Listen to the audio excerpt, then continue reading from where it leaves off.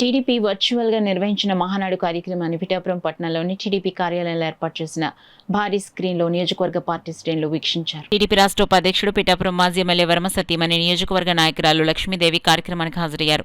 ముందుగా ఎన్టీఆర్ విగ్రహానికి పూలమాలలు వేసి నివాళులర్పించారు. అనంతరం పార్టీ జాతీయ అధ్యక్షుడు ముఖ్యమంత్రి చంద్రబాబు నాయుడు ప్రసంగాన్ని మహానాడు కార్యక్రమాన్ని స్క్రీన్ లో వర్చువల్ గా వీక్షించారు. జై తెలుగుదేశం అంటూ నినాదాలు చేశారు. ఈ సందర్భంగా లక్ష్మీదేవి మీడియాతో మాట్లాడారు. మన అన్నగారైన ఎన్టీఆర్ రామారావు గారు స్థాపించిన తెలుగుదేశం పార్టీ, అలాగే మన చంద్రబాబు నాయుడు గారు, లోకేష్ గారు ఈ మహానాడు సందర్భంగా మన సంక్రాంతి పండుగ వాతావరణం నెలకొంది. ఈ క్లస్టర్ల ద్వారా విభజించడం వల్ల మన మహానాడు కార్యక్రమం అందరూ వీక్షించడానికి, అందరూ కలుసుకోవడానికి కూడా ప్రాధాన్యత సంతరించుకుంది. అలా స్త్రీ శక్తి అని మహిళలందరికీ కూడా పెద్దపీట వేయడం జరిగింది.